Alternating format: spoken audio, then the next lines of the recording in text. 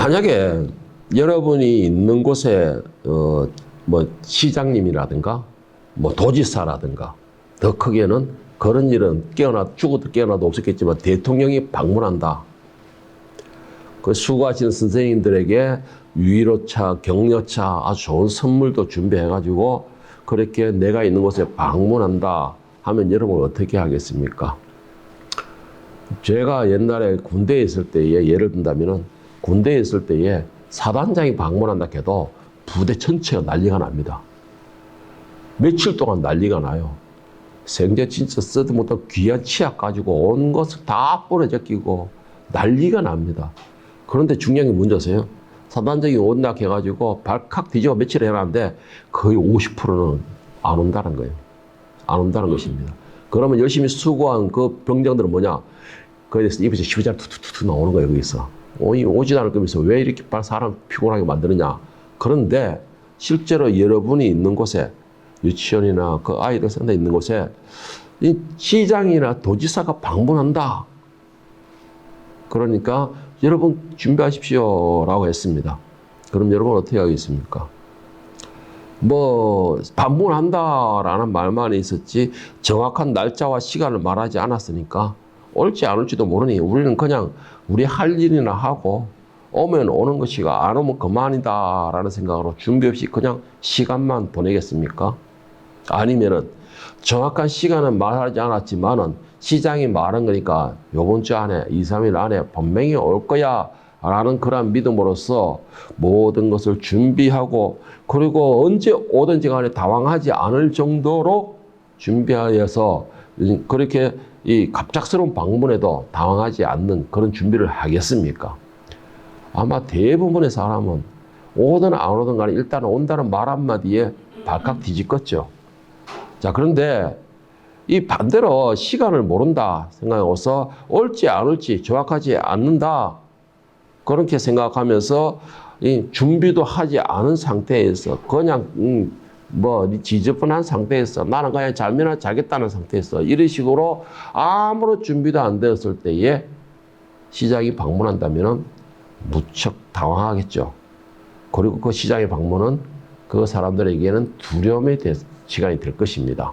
그 시장에 왔을 때에 준비되지 않은 것을 봤을 때 우리에게 어떤 불이익이 돌아올지 모르니까 두려움의 대상이 될 거예요. 마태복음 24장 48절 51절에는 이런 사람들의 행위와 그 결과를 기록하고 있는데 만일 그 악한 종이 마음에 생각하기를 주인이 드디어 오리라 하여 동료들을 때리며 술친구들과 더불어 먹고 마시게 되면 생각하지 않은 날에 알지 못하는 시각에 그 종의 주인이 이르러 엄히 때리고 외식하는 자가 받는 벌에 처하리니 거기서 슬피 울며 이를 갈리라 했습니다. 여러분 분명한 것은요 어떤 이유에서든지 간에 예수님께서는 미리 말씀하셨습니다. 예수님께서도 말하셨어요. 나는 모든 것을 너에게 다 말했다. 미리 말씀하셨어요. 미리 말씀하셨지만은 준비하지 못한 것은 결국은 예수님 옆에서는 악하고 게으른 종이다라는 칭을 받게 되고 또 나아가서는 예수님께서 가리라라고 미리 말씀하셨음에도 준비하지 못하고 또 내 마음대로 부지시한 그런 모습을 낸다면 결국은 뭐예요? 그 오시는 예수님에 대한 모욕이 되는 것이에요. 그 오는 사람에 대한 모욕인 것입니다. 온다고 하였음에도 거미줄 천지고 먼지 천지고 그렇다면은 그 모욕이 아니겠습니까? 기분이 상하죠. 우리가 집을 방문해도 누가 온다 그러면은 그 전날부터 시작해가지고 막 대청소하고 난리잖아요. 집에 먼지 하나도 없듯이 미는데 또 밀고 또 밀고 이래가지고 똑같은 겁니다. 왜? 그 오는 손님에 대한 예의라는 것이죠, 그게. 예수님께서 이 땅에 오실 때도 똑같습니다. 예수님은 2000년 전부터 오리라, 오리라, 오리라, 너희가 부모스대로 오리라 라고 말씀을 하셨습니다. 그것은 뭐예요? 준비하라는 것이에요. 데살로니가전서 5장 2절 3절에서 바울사도는 게으르고 잠자기를 좋아하는 사람들과 이렇게 경고합니다. 주의 날이 밤에 도둑같이 이럴 줄을 너희 자신이 자세히 알기 때문이라. 그들이 평안하다 안전하다 할 그때에 임신한 여자에게 해산의 고통이 이름과 같이 멸망이 갑자기 그들에게 이르니 결코 피하지 못하리라.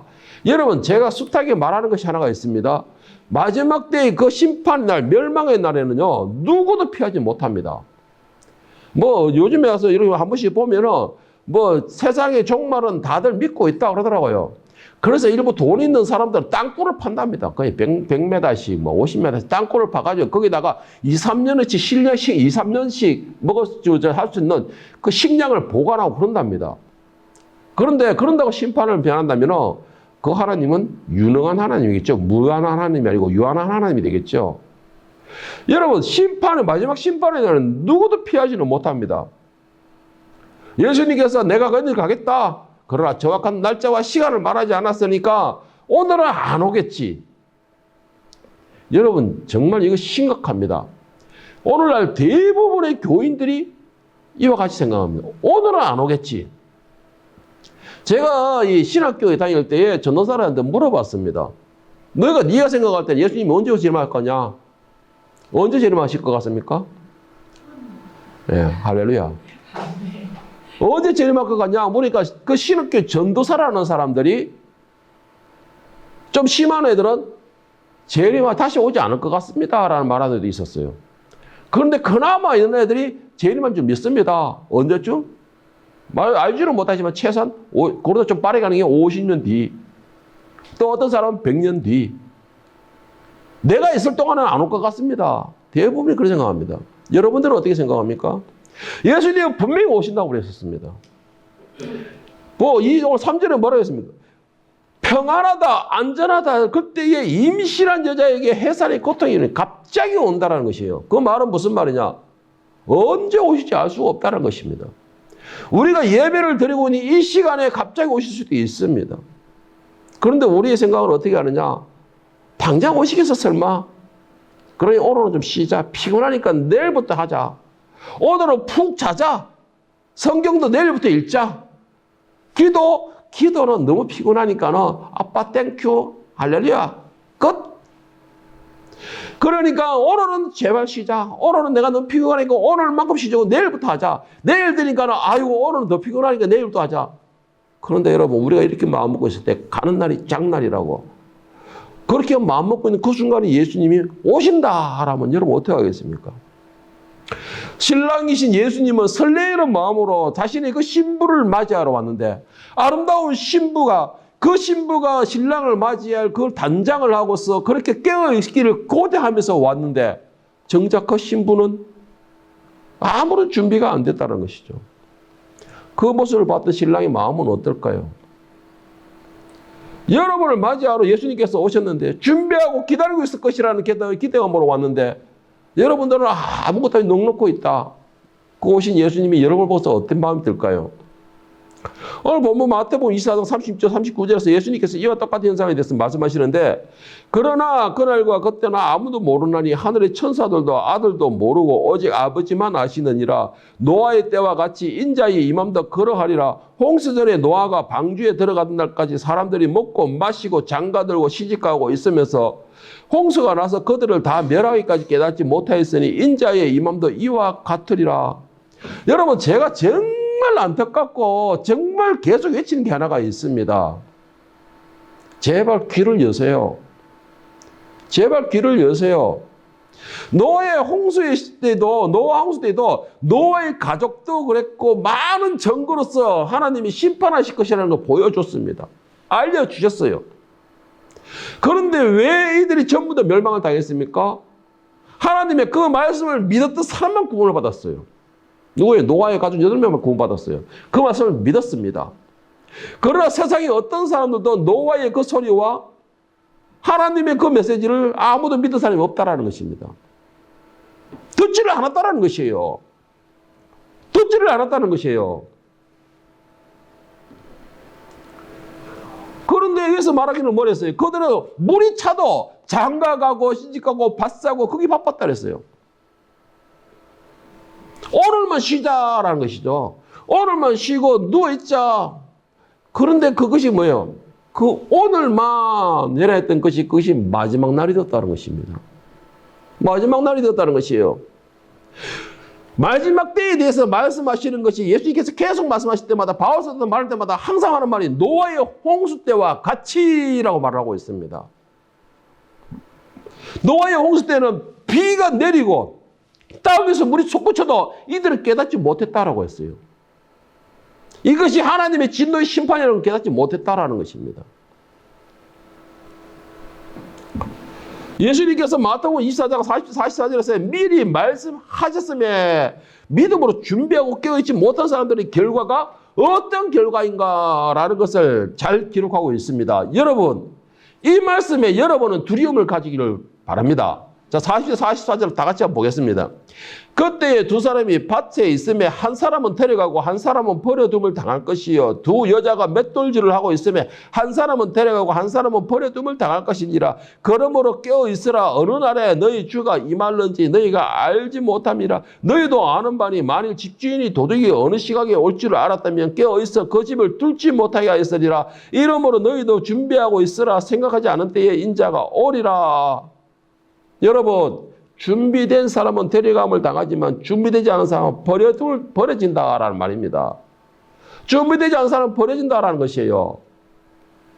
그냥 내 마음만 나는 그냥 구원받았어. 나는 구원받았어. 여러분, 착각하지 마세요. 제발. 어저께 우리 사모님 그러더라고요.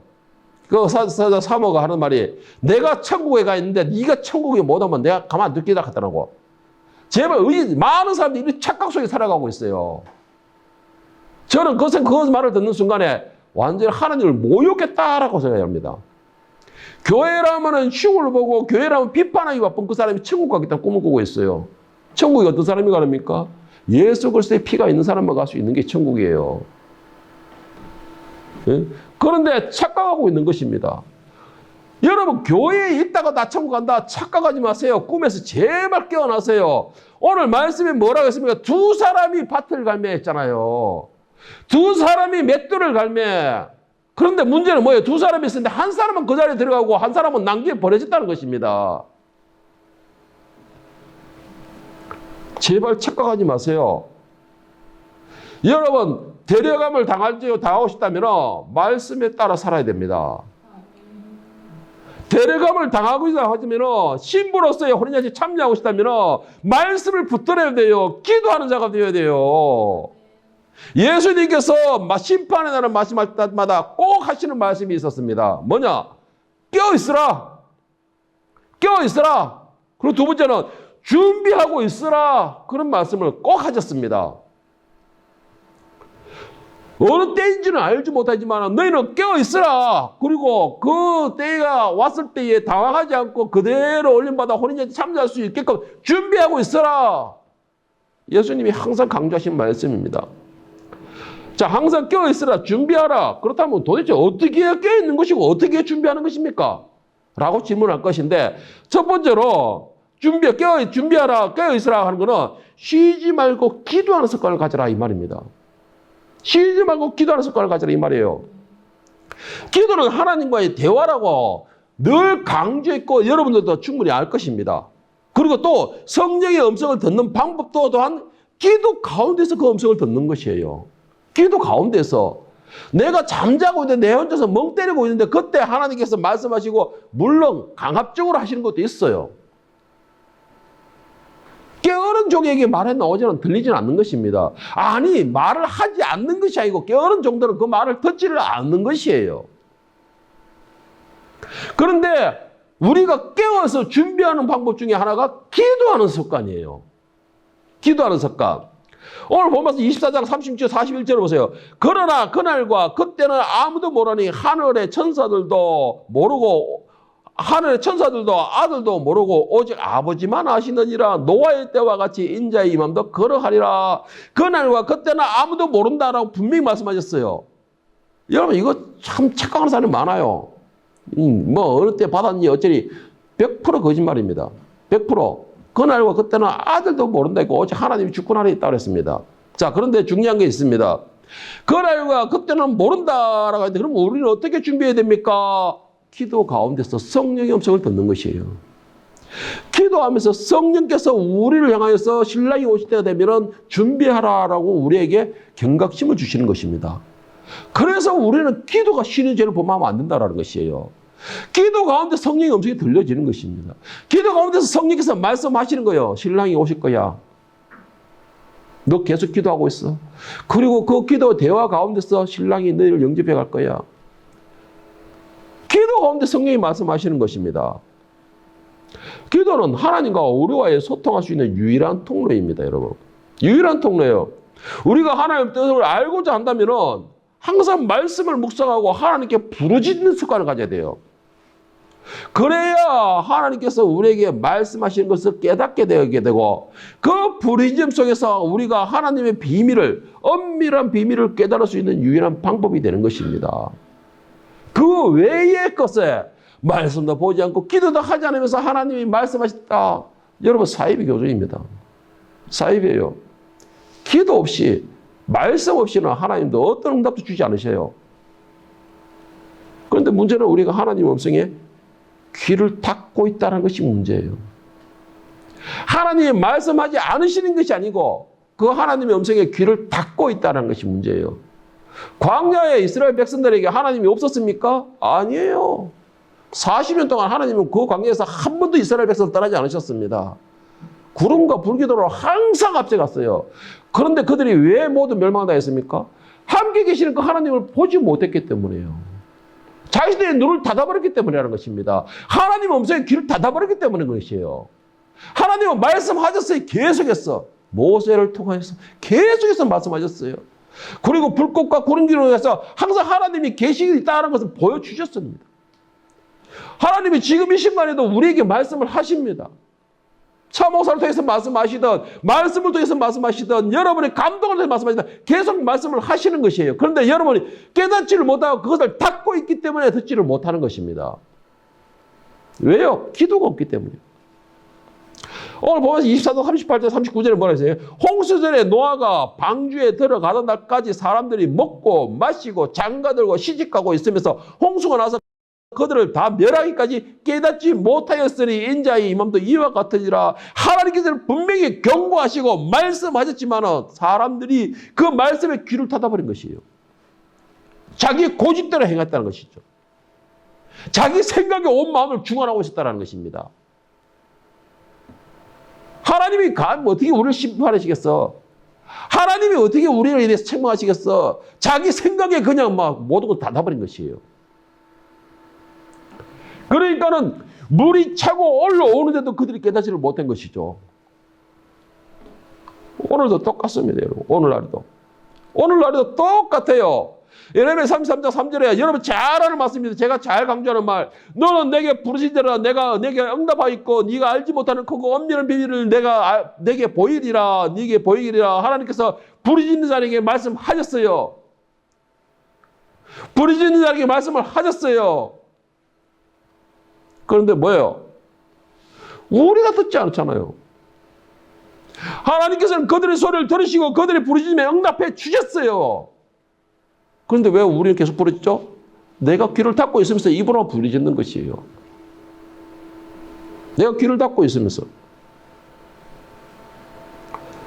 여러분, 아무리 값비싼 보석이고 아무리 좋은 것을 준비해놨다 하더라도 그것을 취할 대상이 그것에 대해서 보지 못한다면 그 보물은 한낱 돌멩이밖에 되지 않습니다.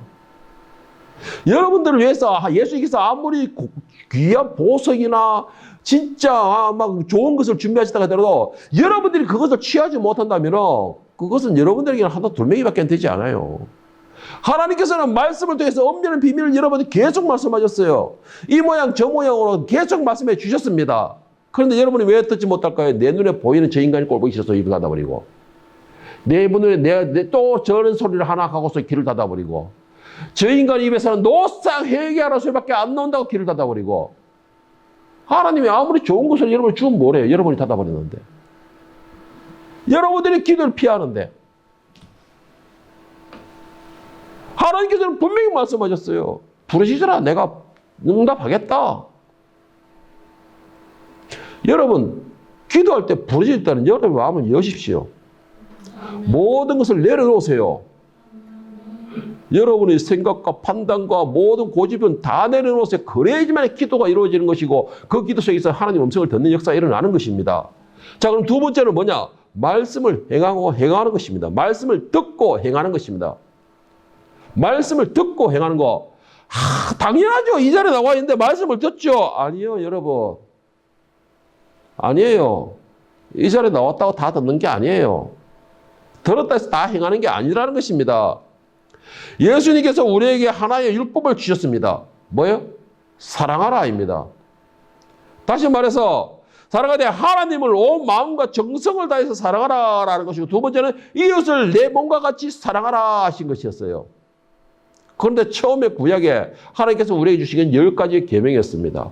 자, 이것을 세분적으로 딱 나눠본다면 하지 마라라는 것은 365가지 율법입니다. 그런데 그 반대로 하라라는 것은 248개입니다. 총 다 해서 613개의 세분적의 율법을 주셨습니다.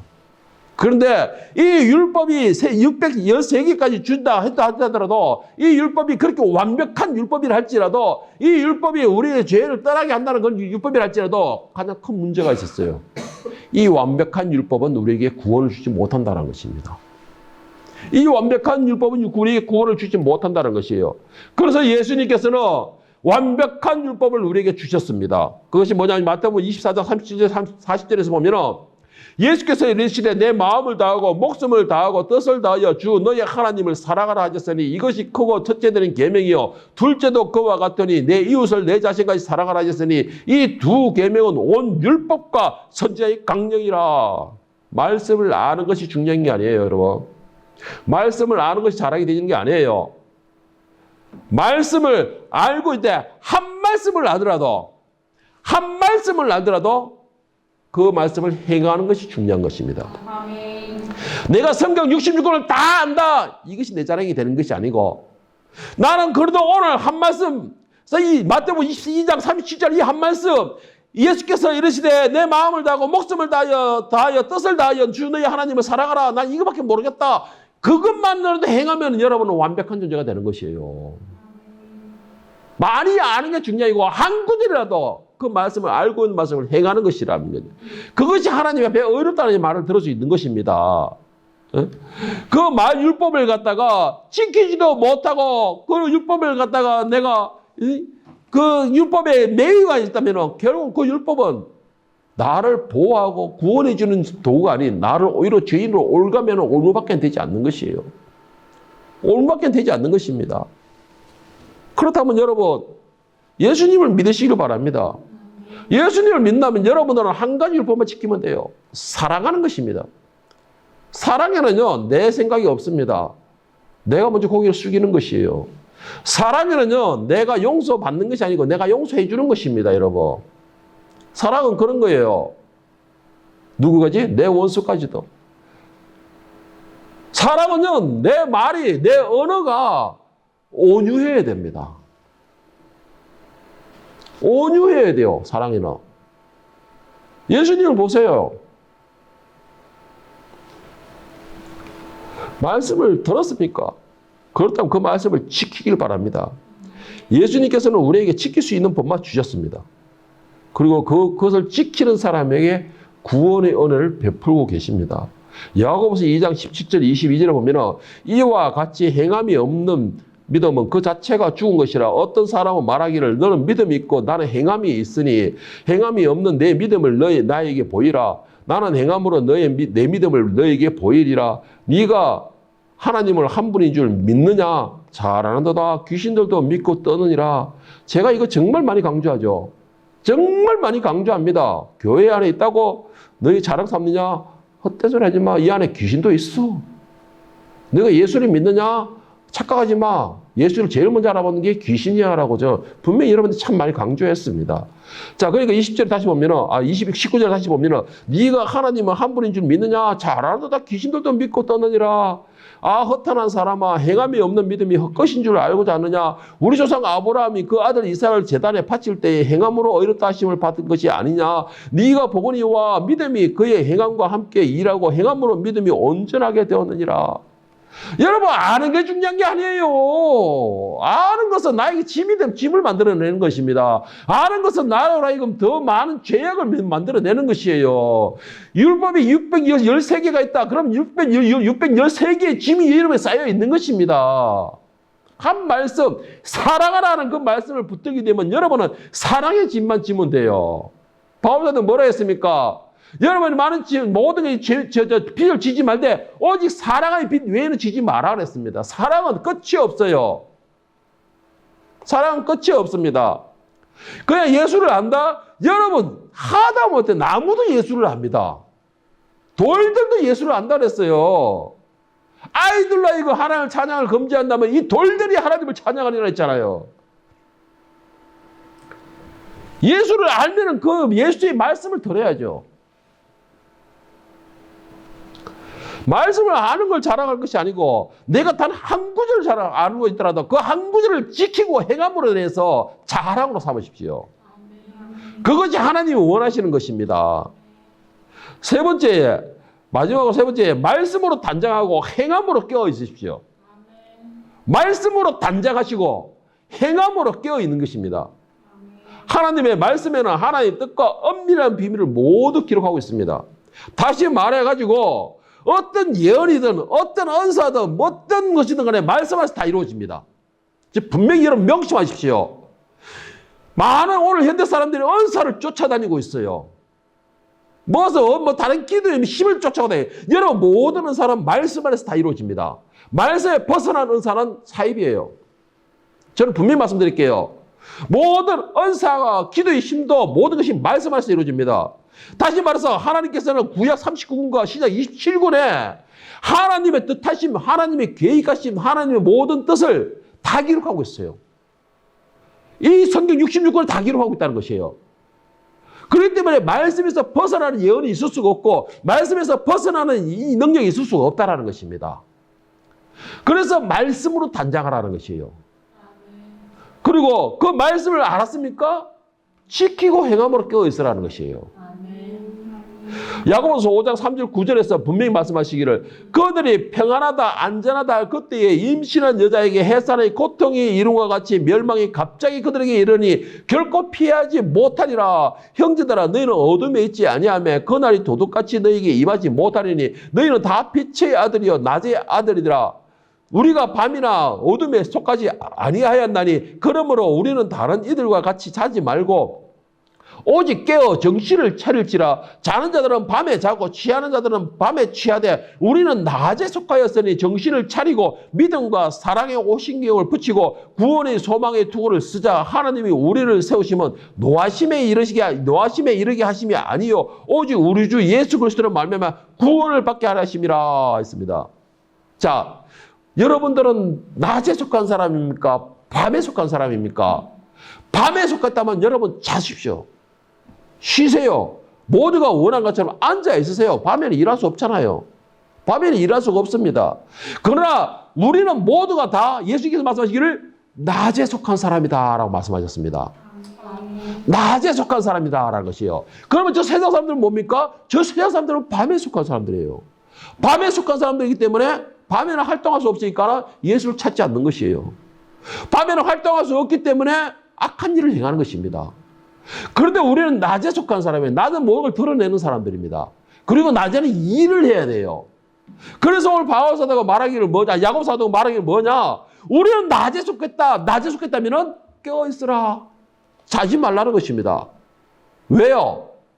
우리가 기다리는 그 예수님께서 낮에 오신다는 것이에요. 낮에 오신다는 것입니다. 분명히 낮에 활동하고 깨어있을 줄 믿고 신랑이신 예수님께서 신부를 맞이하러 왔는데 낮인데 신부가 잠을 자고 있어. 낮인데 부시시하게 눈곱 끼고 머리가 지저분하게 해가지고 까치집을 해가지고 자고 있어. 그 신랑이 어떤 마음일까요? 그 모습을 봤던 신부에 대한 기대감을 봤던 그 신랑의 모습이 과연 마음이 어떨까요? 네? 실망해 그 신부를 버려버릴 것입니다.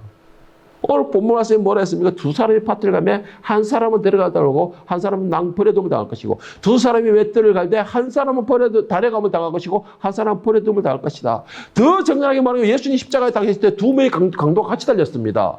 두 명의 강도가 한 자리에 같이 있었어요. 두 명의 강도가 한 자리에서 똑같이 예수님을 만났습니다. 한 사람은 구원에 이르고 한 사람은 버림을 당했어요. 똑같은 자리에 있었어요.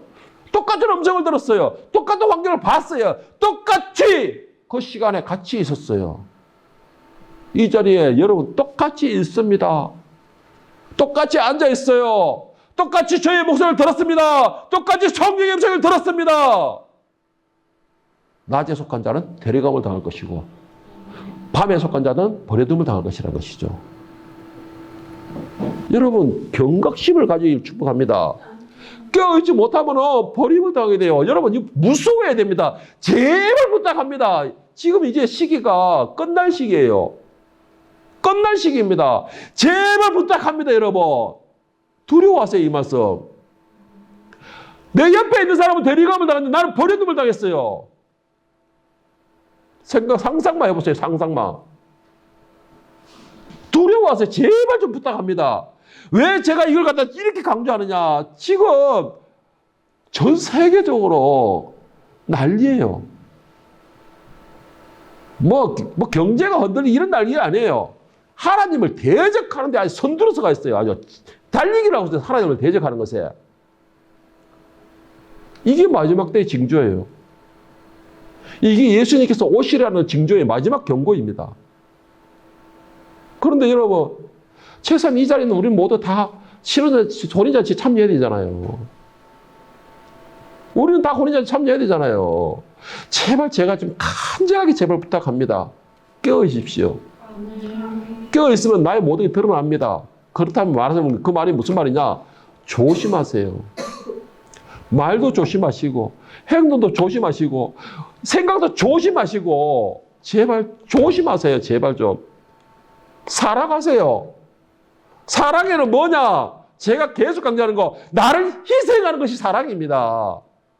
예수님께서는 사랑 때문에 십자가에 죽으셨어요. 그런데 왜 나는 사랑하지 못하고 사랑이라는 것은 내가 받기만 원하는 것입니까? 예수님께서 우리에게 주신 것은 서로 사랑하라는 것입니다. 사랑받으라는 것이 아니고 사랑하라는 것이에요. 이것이 예수님께서 주신 우리의 율법 전부라는 것이고 선지자의 모든 강령이라고 했습니다. 이것이 깨어있는 사람들의 모습이에요. 준비하는 사람들의 모습이라는 것이죠. 여러분, 신랑이 언제 올지는 모르지만 분명히 오신다고 그러셨습니다. 그리고 그 날과 그때는 알지 못하지만 그 시기를 보고 징조를 보고 안다랬습니다. 예수님께서 예고하셨던 그 징조, 우리에게 미리 알려주셨던 그 모든 징조가 지금 다 이루어지고 있습니다. 그러면 그 말이 무슨 말이에요? 신랑이신 예수님이 이제 오실 날이 카운트다운 들어갔다라는 말이에요. 여러분들은 신부로서 혼인잔치에 참여하여 주인공이 되기를 원하십니까? 그렇다면 신부로서 최선을 다해서 아름답게 단장하고 비록 내가 생각한 것보다 신랑이 조금 더디더라도 제발 잔머리 굴리지 마시고 잔머리 굴리면 잠을 자거나 주저앉아가지고 덜퍼져 있다든가 이러지 마시고 예쁘게 단장하고서 신부로서의 아름다운 모습을 가짐으로 오실 신랑이 신부의 나를 보고서 기뻐하고 즐거워할 수 있도록 여러분 깨어있고 준비할 수 있는 이 마지막 때에 달리고 있는 거룩한 하늘의 백성이 될 수 있기를 예수님의 이름으로 간절히 축원합니다. 아멘. 이제는 우리 구주 예수 그리스도의 은혜와 지금까지는 하나님의 사랑과 성령님의 감동, 감화, 교통, 충만하심이 이제 내가 정말 순결한 신부가 되어서 오실 신랑을 영접하고 오실 신랑을 맞이할 준비를 하기를 원하는 우리 몇 사람 거석 위에, 가정 위에, 직장 위에, 그 관계 위에, 그 개인 위에 진정 신부로서 아름다움을 유지하고 순결함으로 오시는 신랑에게 사랑받고 오시는 신랑의 품에 안겨 지금까지의 모든 수고와 노력이 위로받으며 그 품 안에서 행복을 진정 누릴 수 있기를 예수 그리스도의 이름으로 간절히 축원하옵나이다. 아멘.